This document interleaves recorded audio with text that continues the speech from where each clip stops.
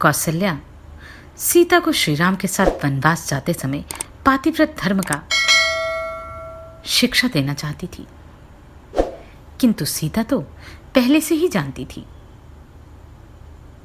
और उनके विचार सुनकर कौशल्या दुख और हर्ष से अश्रु बहाने लगी। जानते हैं आगे क्या हुआ। श्री वाल्मीकि निर्मित आश्रमण आदि काव्य के अयोध्याकांड में 40वां सर्ग। नमस्कार। मेरी इन ऑडियो बुक्स को सराहने के लिए धन्यवाद। अगर आप अपना योगदान देना चाहते हो और आपका सामर्थ्य हो तो स्क्रीन पर दिए गए QR कोड के और ज्वाइन बटन के द्वारा आप यह कार्य कर सकते हैं। तदनंतर राम, लक्ष्मण और सीता ने हाथ जोड़कर दीन भाव से राजा दशरथ के चरणों का स्पर्श करके उनकी दक्षिणाव्रत परिक्रमा की। उनसे विदा लेकर सीता सहित धर्मज्ञ रघुनाथ जी ने माता का कष्ट देखकर शोक से व्याकुल हो उनके चरणों में प्रणाम किया। श्री राम के साथ लक्ष्मण ने भी पहले माता कौशल्या को प्रणाम किया, फिर अपनी माता सुमित्रा के भी दोनों पैर पकड़ लिए। अपने पुत्र महाबाहु लक्ष्मण को प्रणाम करते देख उनका हित चाहने वाली माता सुमित्रा ने बेटे का मस्तक सूंघकर कहा, वत्स, तुम अपने सुहृद श्री राम के परम अनुरागी हो, इसलिए मैं तुम्हें वनवास के लिए विदा करती हूँ। अपने बड़े भाई के वन में इधर उधर जाते समय तुम उनकी सेवा में कभी प्रमाद न करना। ये संकट में हो या समृद्धि में, ये ही तुम्हारी परम गति है। निष्पाप लक्ष्मण, संसार में सत्पुरुषों का यही धर्म है कि सर्वदा अपने बड़े भाई की आज्ञा के अधीन रहे। दान देना, यज्ञ में दीक्षा ग्रहण करना और युद्ध में शरीर त्यागना, यही इस कुल का उचित एवं सनातन आचार है। अपने पुत्र लक्ष्मण से ऐसा कहकर सुमित्रा ने वनवास के लिए निश्चित विचार रखने वाले सर्वप्रिय श्री रामचंद्र जी से कहा, बेटा जाओ जाओ, तुम्हारा मार्ग मंगलमय हो। इसके बाद वे लक्ष्मण से फिर बोली, बेटा तुम श्री राम को ही अपने पिता महाराज दशरथ समझो, जनक नंदिनी सीता को ही अपनी माता सुमित्रा मानो और वन को ही अयोध्या जानो। अब सुखपूर्वक यहां से प्रस्थान करो। इसके बाद जैसे मातली इंद्र से कोई बात कहते हैं, उसी प्रकार विनय के ज्ञाता सुमंत्र ने कुकुत्स कुलभूषण श्री राम से विनय पूर्वक हाथ जोड़कर कहा, महायशस्वी राजकुमार श्री राम, आपका कल्याण हो। आप इस रथ पर बैठिए। आप मुझसे जहां कहेंगे वहीं मैं शीघ्र आपको पहुंचा दूंगा। आपको जिन 14 वर्षों तक वन में रहना है, उनकी गणना आज से ही आरंभ हो जानी चाहिए, क्योंकि देवी कैकेयी ने आज ही आपको वन में जाने के लिए प्रेरित किया है। तब सुंदरी सीता अपने अंगों में उत्तम अलंकार धारण करके प्रसन्नचित्त से उस सूर्य के समान तेजस्वी रथ पर आरूढ़ हुई।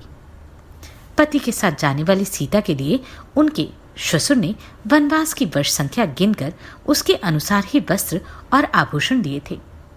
इसी प्रकार महाराज ने दोनों भाई श्री राम और लक्ष्मण के लिए जो बहुत से अस्त्र शस्त्र और कवच प्रदान किए थे, उन्हें रथ के पिछले भाग में रखकर उन्होंने चमड़ी से मड़ी हुई पिटारी और खंती या कुदारी भी उस पर रख दी।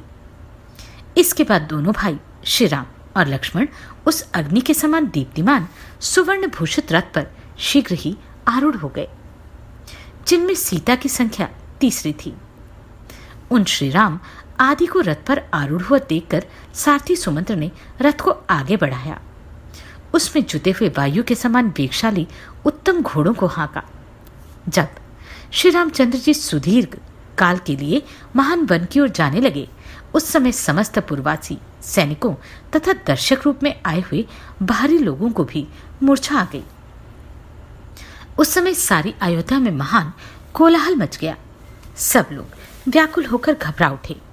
मतवाले हाथी श्री राम के वियोग से कुपित हो उठे और इधर उधर भागते हुए घोड़ों के हिनहिनाते हुए एवं उनके आभूषणों के खनखनाने की आवाज सब ओर गूंजने लगी। अयोध्यापुरी के आबाल वृद्ध सब लोग अत्यंत पीड़ित होकर श्री राम के ही पीछे दौड़े, मानो धूप से पीड़ित हुए प्राणी पानी की ओर भागे जाते हैं। उनमें से कुछ लोग रथ के पीछे और अगल बगल में लटक गए। सभी श्री राम के लिए उत्कंठित थे और सबके मुख पर आंसुओं की धारा बह रही थी। वे सबके सब उच्च स्वर से कहने लगे, सूत, घोड़े की लगाम खींचो, रथ को धीरे धीरे ले चलो। हम श्री राम का मुख देखेंगे, क्योंकि अब इस मुख का दर्शन हम लोगों के लिए दुर्लभ हो जाएगा। निश्चय ही श्री रामचंद्र जी की माता का हृदय लोहे का बना है, इसमें तनिक भी संशय नहीं है। तभी तो देव कुमार के समान तेजस्वी पुत्र के वन की ओर जाते समय फट नहीं जाता। विदेह नंदिनी सीता कृतार्थ हो गई, क्योंकि वे पतिव्रत धर्म में तत्पर रहकर छाया की भांति पति के पीछे पीछे चली जा रही हैं। वे श्री राम का साथ उसी प्रकार नहीं छोड़ती हैं जैसे सूर्य की प्रभा मेरु पर्वत का त्याग नहीं करती है। अहो लक्ष्मण, तुम भी कृतार्थ हो गए, क्योंकि तुम सदा प्रिय वचन बोलने वाले अपने देवतुल्य भाई की वन में सेवा करोगे। तुम्हारी ये बुद्धि विशाल है, तुम्हारा ये महान अभ्युदय है और तुम्हारे लिए ये स्वर्ग का मार्ग मिल गया है, क्योंकि तुम श्री राम का अनुसरण कर रहे हो। ऐसी बातें कहते हुए वे पूर्ववासी मनुष्य उमड़े हुए आंसुओं का वेग न सह सके। वे लोग सबके प्रेम पात्र इक्ष्वाकु कुल नंदन श्री रामचंद्र जी के पीछे पीछे चले जा रहे थे। उसी समय दयनीय दशा को प्राप्त हुई अपनी स्त्रियों से घिरे हुए राजा दशरथ अत्यंत दीन होकर, मैं अपने प्यारे पुत्र श्री राम को देखूंगा, ऐसा कहते हुए महल से बाहर निकल आए। उन्होंने अपने आगे रोती हुई स्त्रियों का महान आर्तनाद सुना। वह वैसा ही जान पड़ता था जैसे बड़े हाथी युद्धपति के बांध लिए जाने पर हथनियों का चित्कार सुनाई देता है। उस समय श्री राम के पिता कुकुत्सवंशी श्रीमान राजा दशरथ उसी प्रकार खिन्न जान पड़ते थे जैसे पर्व के समय राहु से ग्रस्त होने पर चंद्रमा श्रीहीन प्रतीत होने लगते हैं। यह देखकर अचिंत्य स्वरूप दशरथ नंदन श्री राम भगवान राम ने सुमंत्र को प्रेरित करते हुए कहा, आप रथ को तेजी से चलाइए। एक ओर श्री रामचंद्र जी सारथी से रथ हाँकने के लिए कहते थे और दूसरी ओर सारा जन समुदाय उन्हें ठहर जाने के लिए कहा करता था। इस प्रकार दुविधा में पड़कर सारथी सुमंत्र उस मार्ग पर दोनों में से कुछ ना कर सके, ना तो रथ को आगे बढ़ा सके और ना सर्वथा रोक ही सके। महाबाहु श्री राम के नगर से निकलते समय पूर्ववासियों के नेत्र से गिरे हुए आंसुओं द्वारा भीग कर धरती की उड़ती हुई धूल शांत हो गई। श्री रामचंद्र जी के प्रस्थान करते समय सारा नगर अत्यंत पीड़ित हो गया। सब रोने और आंसू बहाने लगे तथा सभी हाहाकार करते हुए अचेत से हो गए। नारियों के नेत्रों से उसी तरह खेदजनित अश्रु झर रहे थे जैसे मछलियों के उछलने के हिले हुए कमल द्वारा जल कणों की वर्षा होने लगती है। श्रीमान राजा दशरथ सारी अयोध्यापुरी के लोगों को एक सा व्याकुलचित देखकर अत्यंत दुख के कारण जड़ से कटे हुए वृक्ष की भांति भूमि पर गिर पड़े। उस समय राजा को अत्यंत दुख में मग्न हो कष्ट पाते देख श्री राम के पीछे जाते हुए मनुष्यों का पुनः महान कोलाहल प्रकट हुआ। अंतःपुर की रानियों के सहित राजा दशरथ को उच्च स्वर से विलाप करते देख कोई हा राम कहकर और कोई हा राम माता की पुकार मचाकर करुण क्रंदन करने लगा। उस समय श्री रामचंद्र जी ने पीछे घूमकर देखा तो उन्हें विषादग्रस्त तथा भ्रांतचित पिता राजा दशरथ और दुख में डूबी हुई माता कौशल्या दोनों ही मार्ग पर अपने पीछे आते दिखाई दिए। जैसे रस्सी में बंधा हुआ घोड़े का बच्चा अपने माँ को नहीं देख पाता, उसी प्रकार धर्म के बंधन में बंधे हुए श्री रामचंद्र जी अपनी माता की ओर से स्पष्ट रूप से नहीं देख पा रहे थे। जो सवारी पर चलने योग्य, दुख भोगने के अयोग्य और सुख भोगने के योग्य थे, उन माता पिता को पैदल ही अपने पीछे पीछे आते देखकर श्री रामचंद्र जी ने सारथी को शीघ्र रथ हाँकने के लिए प्रेरित किया। जैसे अंकुश से पीड़ित किया हुआ गजराज उस कष्ट को नहीं सहन कर पाता, उसी प्रकार पुरुष सिंह श्री राम के लिए माता पिता को इस दुखद अवस्था में देखना असह्य हो गया। जैसे बंधे हुए बछड़े वाली सवत्सा गौ शाम को घर की ओर लौटते समय बछड़े के स्नेह से दौड़ी चली आती है, उसी प्रकार श्री राम की माता कौशल्या उनकी ओर दौड़ी आ रही थी। हा राम, हा सीते, हा लक्ष्मण की रट लगाती हुई रोती हुई कौशल्या उस रथ के पीछे दौड़ रही थी। वे श्री राम, लक्ष्मण और सीता के लिए नेत्रों से आंसू बहा रही थी एवं इधर उधर नाचती चक्कर लगाती सी डोल रही थी। उस अवस्था में माता कौशल्या को श्री रामचंद्र जी ने बार बार देखा। राजा दशरथ चिल्लाकर कहते थे, सुमंत्र ठहरो, किंतु श्री रामचंद्र जी कहते थे, आगे बढ़िए, शीघ्र आगे बढ़िए। उन दो प्रकार के आदेशों में पड़े हुए बेचारे सुमंत्र का मन उस समय दो पहियों के बीच में फंसे हुए मनुष्य का सा हो रहा था।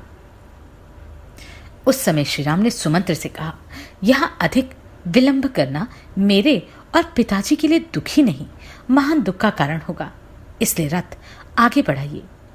लौटने पर महाराज उलाहना दें तो कह दीजिएगा मैंने आपकी बात नहीं सुनी। अंत में श्री राम के ही आदेश का पालन करते हुए सारथी ने पीछे से आने वाले लोगों से जाने की आज्ञा ली और स्वतः चलते हुए घोड़ों की भी तीव्र गति बढ़ा दी। राजा दशरथ के साथ आने वाले लोग मन ही मन श्री राम की परिक्रमा करके शरीर मात्र से लौटे, मन से नहीं, क्योंकि वह उनके रथ की अपेक्षा भी तीव्रगामी था। दूसरे मनुष्यों का समुदाय शीघ्रगामी मन और शरीर दोनों से ही नहीं लौटा। वे सब लोग श्री राम के पीछे पीछे दौड़े चले गए। इधर मंत्रियों ने महाराज दशरथ से कहा, राजन, जिसके लिए यह इच्छा की जाए कि वह पुनः शीघ्र लौट आए, उसके पीछे दूर तक नहीं जाना चाहिए। सर्वगुण संपन्न राजा दशरथ का शरीर पसीने से भीग रहा था। वे विषाद के मूर्तिमान स्वरूप जान पड़ते थे। अपने मंत्रियों की उपर्युक्त बात सुनकर वे वहीं खड़े हो गए और रानियों सहित अत्यंत दीन भाव से पुत्र की ओर देखने लगे। इस प्रकार श्री वाल्मीकि निर्मित आर्षरामायण आदि काव्य के अयोध्या कांड में 40वां सर्ग पूरा हुआ। जानते हैं श्री राम अपनी अयोध्या से निकलकर कहां गए और उनके जाने के बाद अयोध्या वासियों का क्या हुआ, अगले अध्याय में।